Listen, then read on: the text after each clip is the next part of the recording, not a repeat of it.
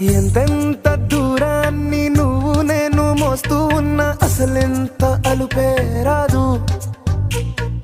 ఎన్నెన్ని తీరాలు నీకు నాకు మధ్యన ఉన్న కాస్తైనా అట్టే కాదు. నీతో ఉంటే తెలియదు సమయం, నువ్వు లేకుంటే ఎంత న్యాయం. గడియారంలో సెకనుల ముల్లే కంటకి కదిలిందే. నీతో